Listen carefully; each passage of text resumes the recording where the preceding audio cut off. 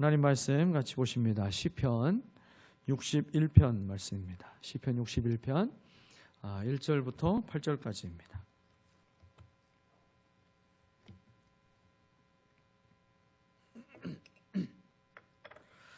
말씀 한 절씩 교독하고요. 마지막 절 같이 합독하도록 하겠습니다. 하나님, 내가 부르짖는 소리를 들으시고 내 기도 소리를 귀담아 들어주십시오.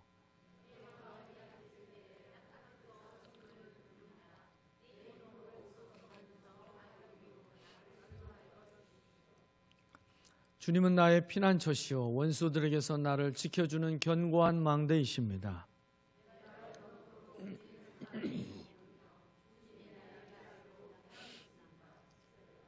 주님은 나의 하나님, 주님께서 내 소원을 들어주시고 주님의 이름을 경외하는 사람이 받을 유업을 내게 주셨습니다.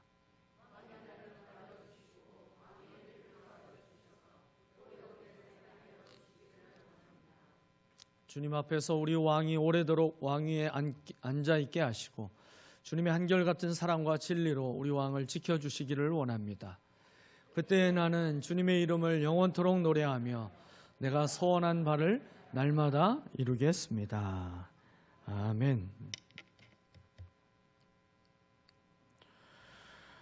사람의 인생에 있어서 가장 큰 위기는 언제가 되겠습니까? 돈이 없을 때도 아니고요. 건강이 좀 무너졌을 때도 아닌 것 같습니다. 가장 사람의 인생에 있어서 위기가 찾아온 때는 그 마음이 무너졌을 때죠.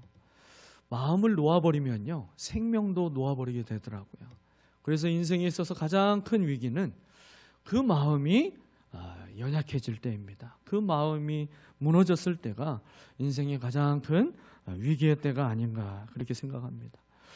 오늘 본문 시편 61편은 다윗의 시라고 소개를 하고 있어요. 그리고 다윗이 어떤 상황에 지금 놓여져서 이 시를 기록하고 있는지 이 시의 표제만 봐서는 사실 우리가 정확하게 알 수가 없죠.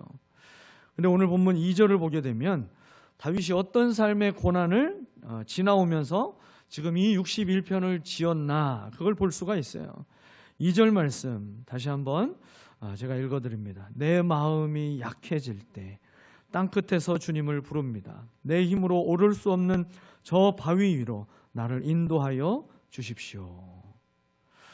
다윗이 처한 상황을 요약하여서 한 문장으로 표현하면요, 여러 고난과 역경으로 인해서 지금 다윗이 마음이 약해져 있는 상황이라는 것입니다. 마음이 약해져 있는 상황.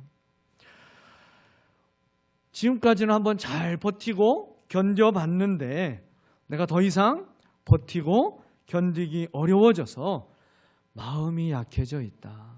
내가 이제는 다 놓고 싶다. 그런 마음이 들어오는 때가 바로 이 마음이 약해져 있는 때라는 것이죠. 개역 성경에서는요, 이 마음이 약해져 있는 때, 이 때를 뭐라고 기록하고 있냐면 마음이 눌릴 때다 그렇게 얘기했어요. 여러분, 여기서 눌릴 때라는 것은요, 히브리어에서 보게 되면 마음이 눌릴 때는 언제를 얘기하나 봤더니 위로부터 무거운 것이 떨어져서 내리누르는 모습, 이게 마음이 눌릴 때라는 거예요. 어느 날 예고 없이 찾아온 삶의 문제가 무거운 돌덩이처럼요, 갑자기 떨어져서 내 삶을 내리누르고 내가 그 아래에 깔려가지고 움직이지 못하고 계속 압박을 당하고 있는 바로 그러한 모습이 마음이 눌릴 때, 마음이 약해질 때라는 뜻이에요. 이러한 삶의 문제가 찾아오기 전까지 다윗의 인생은요, 사실 소위 잘 나가는 인생을 살고 있었던 것처럼 보입니다. 이 말은요, 다윗이 왕이 되기 전에 사울에게 쫓기면서 지금 이 시편 61편을 지은 것이 아니라 다윗이 왕이 된 이후에 찾아온 역경을 겪으면서 이 시를 썼다라는 것이죠. 그 근거로 볼 수 있는 것이 6절 말씀이죠. 6절 말씀.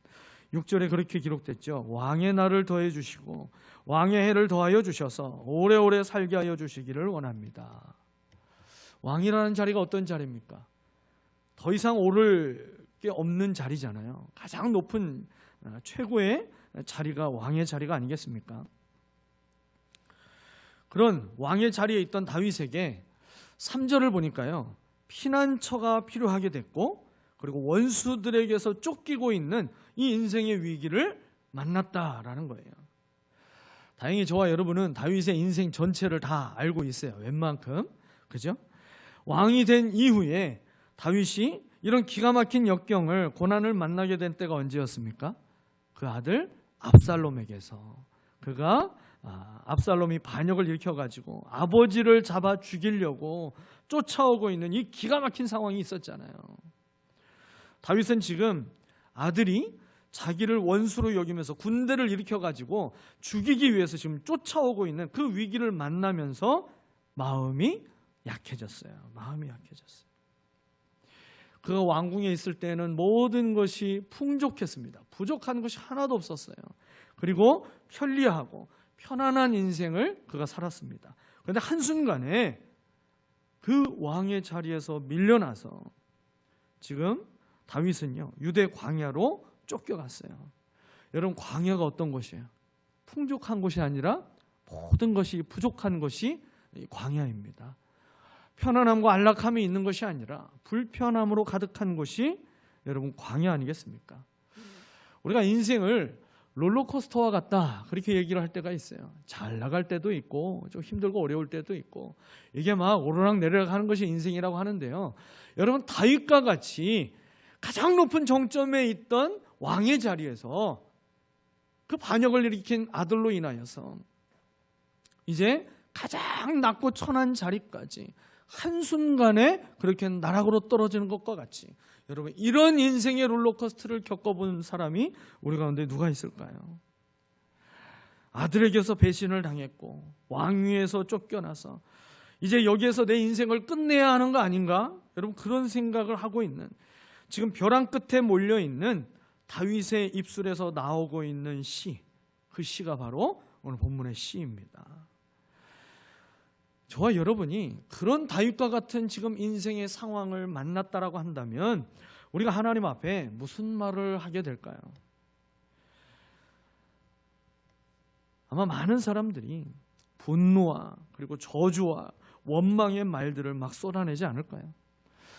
어쩌보면 또 어떤 사람들은 엘리야처럼 그냥 더 이상 바랄 것 없으니까 그냥 여기서 그냥 저를 죽여주십시오, 여러분 그렇게 죽여달라고 하나님 앞에 이야기하지 않을까요? 소망과 그리고 생명과 관련된 말들보다는 그저 상처로 얼룩진 그 절망의 말들로 가득하게 될 것입니다. 다윗은 자신의 마음이 이처럼 약해져 있을 때에도 오늘 하나님을 향하여서 입을 열고 기도합니다. 그리고 오늘 본문의 시는요, 다윗이 처하고 있는, 다윗에게 지금 닥쳐 있는 모든 상황은 절망적인데요, 그 시의 내용을 자세히 쭉 보게 되면요, 절망적인 시가 아니더라는 거죠. 오히려 절망을 극복한 희망의 시편이다, 그렇게 말을 할 수 있게 됩니다. 다윗은 이 절망의 광야에서 약해진 마음이 다시 새 힘을 얻고 일어서게 되는데요, 다윗이 다시 일어서게 만드는 것, 그 힘은 바로 기도에서 나왔어요. 기도. 다윗이 기도를 통해서 하나님께서 주시는 놀라운 위로와 능력을 회복하게 됩니다. 이 다윗의 기도를 여러분 이 시편 61편을 통해서 우리에게 보여주시는 이유가 뭐가 되겠습니까? 우리에게도 찾아오게 되는 여러분 이 인생의 갑작스러운 위기, 그 위기로 인해서 우리도 마음이 약해질 때가 있게 되잖아요. 여러분 누군가 어려움을 만나서 나 이제 그냥 죽고 싶어, 그런 얘기하면 여러분도 뭐라고 옆에서 위로하고 격려해 주세요. 그런 약한 소리 하지 마, 그런 약한 마음 먹지 마, 여러분 그런 얘기 우리도 해주지 않나요? 우리가 그런 약해진 마음을 가질 때마다 우리가 할 수 있는 최선의 길이 열려 있다라는 거예요. 다 닫혀 있는 것 같지만 하나님은 기도를 통해서 우리에게 하나의 길을 열어주고 계신다라는 사실을 이 다윗을 통해서 가르쳐 주시기 위해서 우리에게 이 말씀을 주신 것입니다.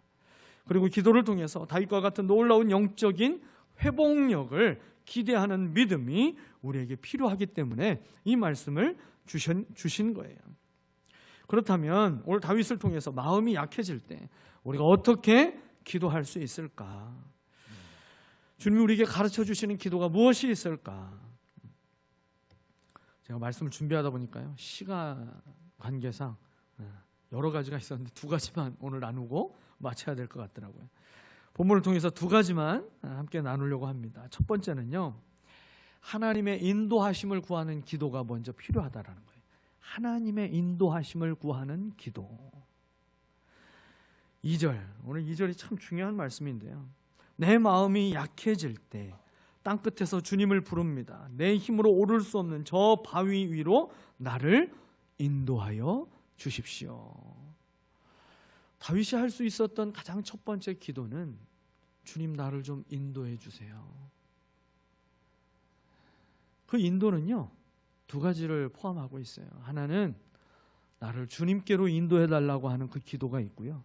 또 하나는 그 주님의 인도하심을 받아서 이 세상을 주님의 인도하심 받아서 살아가도록 하는 그 인도하심, 이 두 가지를 다 이야기하고 있어요. 다윗은 겸손하게 하나님께 자신의 인생을 맡기면서 기도하기를 시작합니다. 그러면서 하나님의 인도하심을 구하고 있어요. 다윗이 하나님을 표현하고 있는 단어가 하나 나옵니다. 그게 뭐냐면 바로 바위라는 거예요. 바위. 이 바위를 어떤 표현으로 지금 소개하고 있어요? 그냥 바위가 아니라 내 힘으로 오를 수 없는 바위. 그렇게 표현하고 있죠. 내 힘으로 오를 수 없는 바위. 같은 말씀을요, 개역 성경에서는 뭐라고 표현했냐면 나보다 높은 바위다. 그렇게 표현했어요. 나보다 높은 바위다. 이게 무슨 말일까요? 지금 가장 높은 위치에 있었던, 가장 높은 자리에 있던 그 왕의 자리에 있던 다윗이요, 나보다 높은 바위라고 하나님에 대해서 그렇게 인정하고 그 하나님을 고백하고 있습니다. 그리고 그 하나님께로 자신을 인도해 달라고 기도했어요.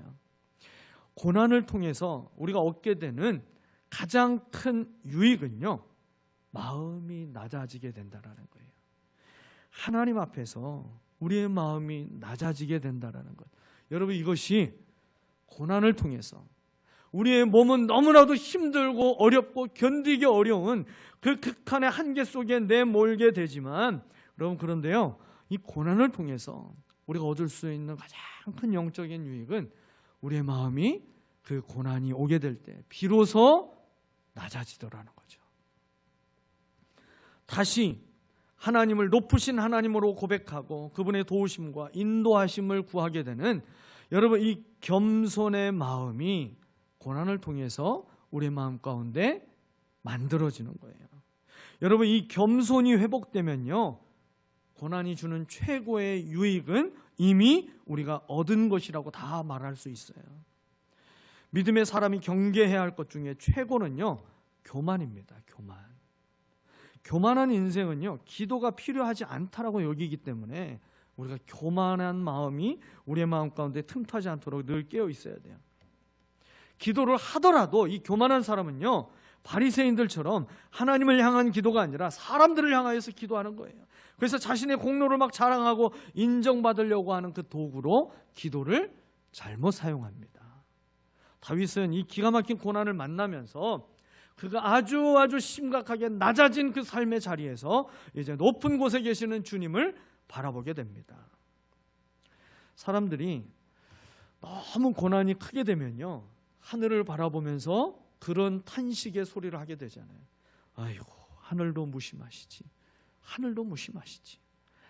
그동안 열심히 땅만 보고 살아가고 있던 사람들이요, 아무리 애를 써도 이제는 정말 회복의 기미가 전혀 보이지 않게 되니까 사방을 둘러보아도 아무런 도움을 구할 수 없고, 내가 이 어려운 난관의 문제를 뚫고 갈 만한 바늘구멍 같은 그런 구멍도 보이지 않게 되니까 그때 비로소 고개를 들고 하늘도 무심하시지, 그렇게 얘기하더라고요. 여러분, 그러나 믿음의 사람은요, 겸손하게 크고 높으신 주님을 바라보는 믿음의 시선으로 다시 주님을 바라봐야 할 것입니다. 왜 그렇습니까? 주님은 우리를 도우실 수 있는 분이시기 때문입니다. 누구도 도울 수 없는 그 삶의 문제 속에서도 우리를 도우실 수 있는 분이 바로 주님이시기 때문에 그렇습니다. 여러분, 그래서 우리는 날마다 그 찬양을 드릴 수 있어야 돼요. 저 높은 곳을 향하여 날마다 나아갑니다. 하나님 앞에 날마다 우리는 믿음의 눈을 들고 저 높은 곳에 계신 그 주님의 도우심을 구하며 나아갈 수 있는 믿음이 있어야 되는 것입니다. 여러분, 사방을 둘러보아도 어떻게 이 어려움을 해결해야 될지 도무지 길이 보이지 않아서 마음이 약해질 때 믿음의 눈을 들고 주님을 바라볼 수 있게 되시기를 바랍니다. 그리고 내 생각과 경험과 모든 세상의 방법들을 다 주님의 십자가 앞에 내려놓고요, 하나님의 인도하심을 먼저 구하시기 바랍니다. 다윗은 자신이 스스로 하나님께 나아갈 기력조차 없는 상황이었어요. 그러니까 하나님에 대해서 뭐라고 얘기했어요? 내가 오를 수 없는 바위. 그렇게 얘기했잖아요. 하나님이 계신 곳이 내 힘으로는 오를 수 없는 바위라고 다윗이 얘기했어요. 그렇게 하나님 앞에 늘 기쁨으로 나아갔던 다윗이요, 하나님께 나아갈 힘조차 없다라고 지금 얘기하고 있잖아요. 여러분, 하나님의 백성들도 인생을 살아갈 때 이런 고통과 절망 속에 빠질 때가 있게 되죠. 여러분, 그렇게 되면 무엇을 위해서 기도해야 될지, 어떻게 우리가 기도해야 좋을지 모를 때가 우리도 종종 있어요. 신앙이 한순간 무너져서 내가 어디서부터 회복해야 될지 모를 때가 있습니다.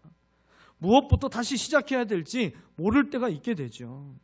여러분, 그래서 예배의 자리, 기도의 자리에 나아가야 된다는 걸 알면서도 스스로 일어나서 그렇게 나아갈 수 없을 정도로 지치고 상한 마음이 찾아올 때가 있어요. 그런 순간이 찾아올 때 우리는 다윗처럼 한 가지를 기억해야 됩니다. 이러한 고난과 역경 속에서도 나를 도우실 수 있는 분이 있다는 사실을 기억해야 할 것입니다. 여러분, 저와 여러분을 돕는 분이 누구라고 성경이 말씀하고 있어요? 성령님이십니다. 성령님께서 우리를 도우십니다. 로마서 8장 26절 말씀 이렇게 기록됐죠.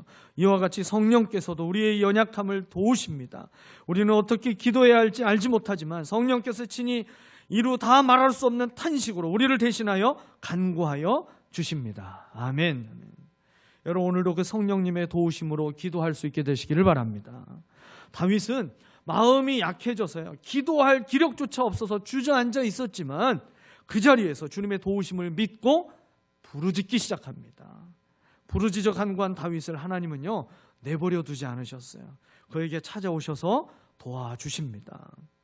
여러분, 마찬가지로 우리가 무엇을 어떻게 해야 될지 모르고 있는 여러분, 그 고난 속에 계시다면 오늘 밤 부르짖어 간구할 때 성령께서 우리 가운데 찾아오셔서 우리가 다시 기도할 수 있도록 힘을 더해 주시고, 어떤 기도를 가지고 기도해야 될지 기도의 제목을 우리의 입술에 허락해 주시고, 그리고 그 기도의 자리에서 믿음의 확신을 가지고 일어설 수 있도록 우리의 가슴 속에 하나님이 주시는 그 응답의 확신을 더해 주실 것입니다.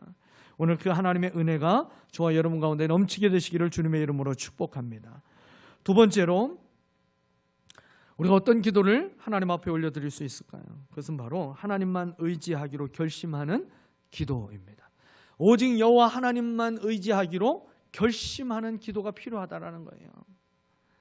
다윗이 하나님에 대해서 표현하고 있는 것들을 보면요, 전부 무엇과 연결되어 있냐면 생명과 직결되는 것으로 하나님을 표현하고 있어요. 다윗이 하나님을 표현하고 있는 단어가 아까 바위라고 말씀을 드렸죠. 그런데요, 이 바위가 어떤 기능을 하는 것인지 3절과 4절에서 네 가지로 표현을 하고 있더라고요.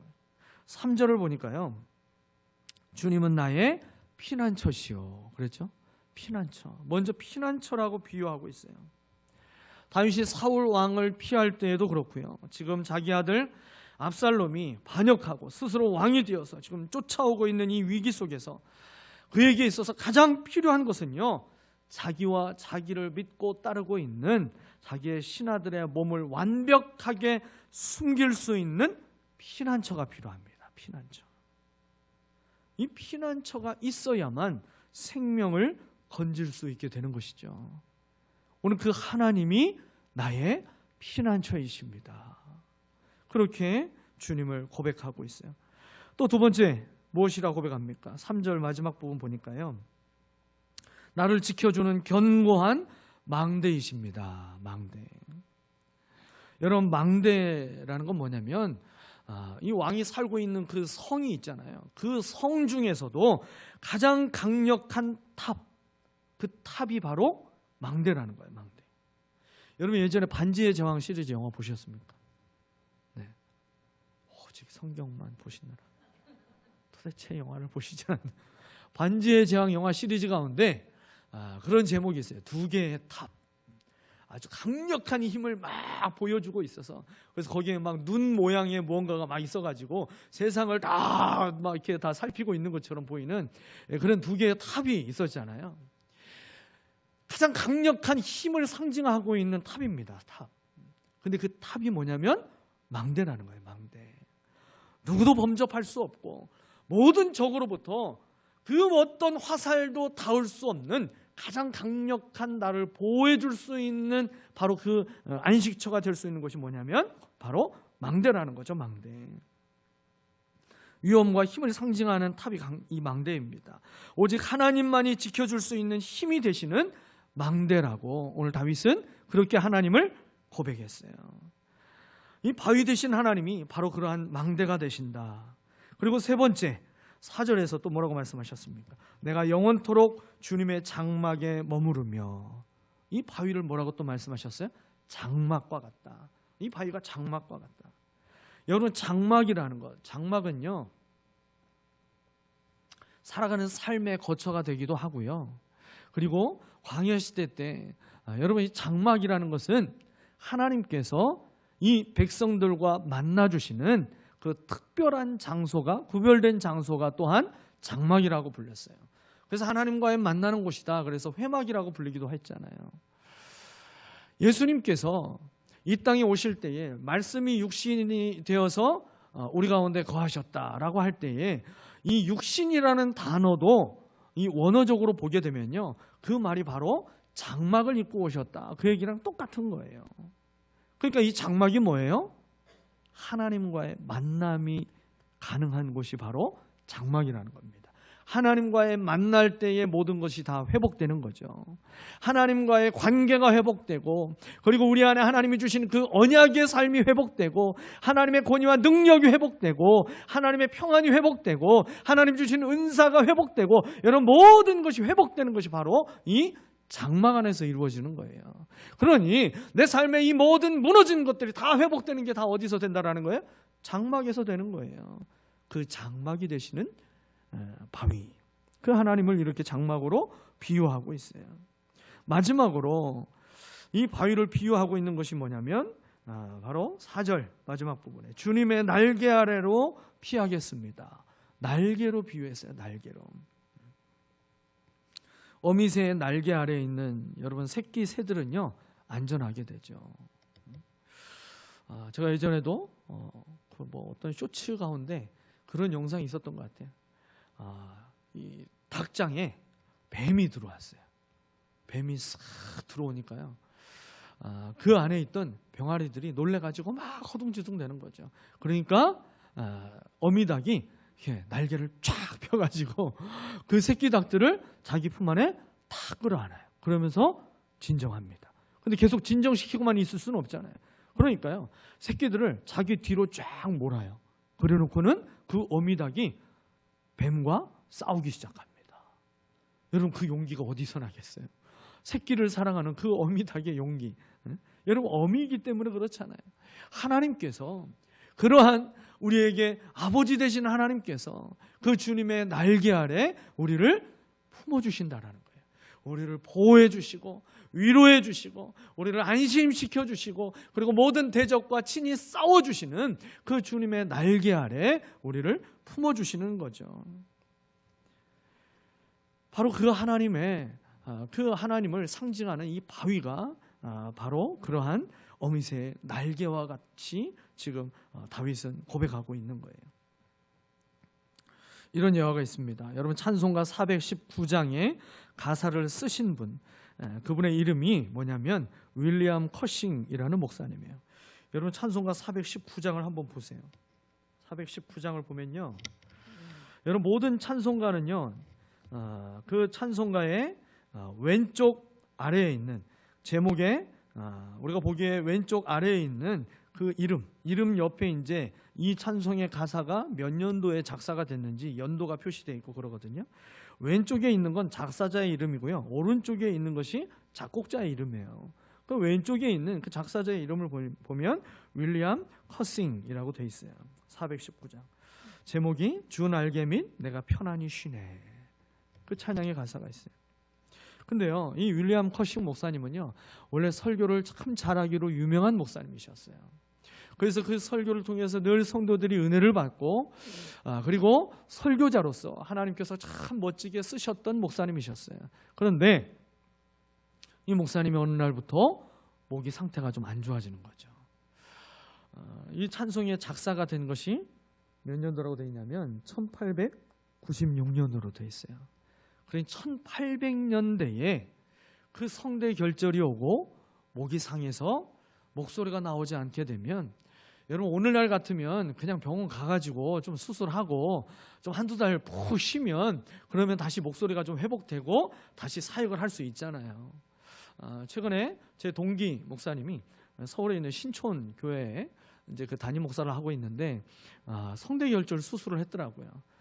그래서 지난번에 이제 총회 때 봤는데 수술한 지 한 달 조금 넘은 것 같은데 말을 하고 다니더라고. 또 지금 말해도 돼? 그랬는데 그래도 뭐 그냥 이제 좀 회복돼서 그냥 바로 설교 시작했어. 그래서 좀만 더 쉬지 옆에서 그랬는데, 지금은 의술이 좋아져서요, 좀 성대가 상해도 좀 수술하고 빨리 낫게 되는데, 여러분 당시에는 그런 의술이 발달된 게 아니었잖아요. 이 윌리엄 커싱 목사님이 결국 성대가 너무 나빠져서요, 설교를 할 수 없게 됐어요. 얼마나 절망스럽고 고통스러웠을까요? 결국 이분이 목회를 그만두게 됩니다. 눈물로 세월을 지내게 돼요.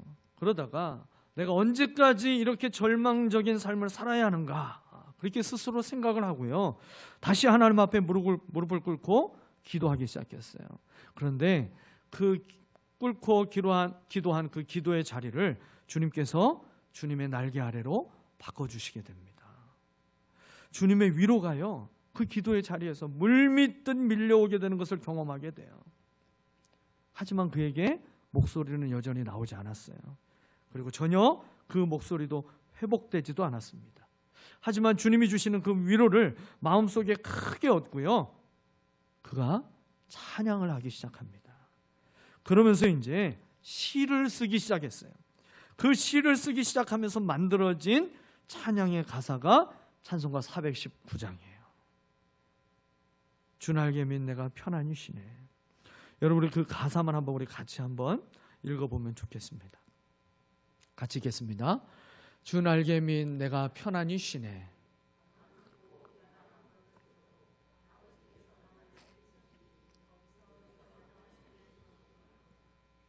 주 날개 및 즐거워라.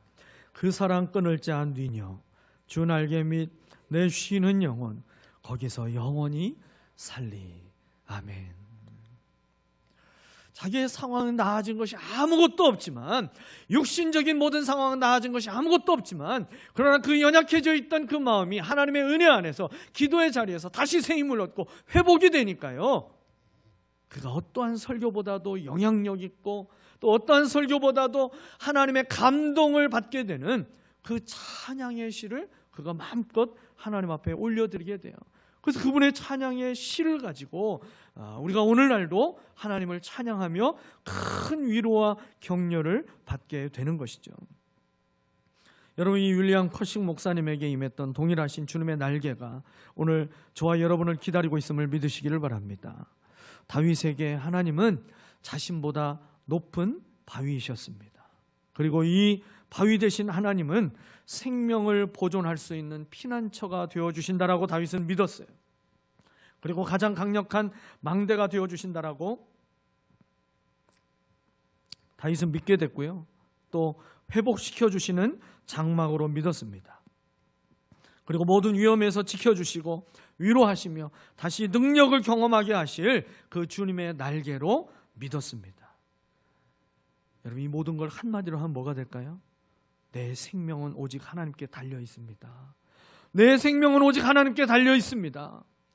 여러분, 이 믿음을 가지고 있던 다윗이었기 때문에 다윗은요, 하나님을 의지하게 된 거예요. 하나님을 생명으로 알고 믿었기에 다윗은 어떤 사람도, 어떤 재물과 어떤 세상의 방법도 의지하지 않고 오직 하나님만 의지하였습니다. 여러분, 그렇기에 하나님께만 기도하며 도우심을 구한 것이죠. 오늘 다윗이 드렸던 인도하심을 구하는 기도, 그리고 하나님만 의지하기로 결심하는 기도, 여러분, 이 기도가 저와 여러분의 기도가 되기를 축원합니다. 오늘 밤 우리에게 찾아오셔서 우리를 만나주시고 세임 주시면서 살아갈 용기와 그리고 능력을 덧입혀 주시는 하나님의 손을 붙잡는 놀라운 은혜의 밤이 되시기를 예수 그리스도의 이름으로 축원합니다.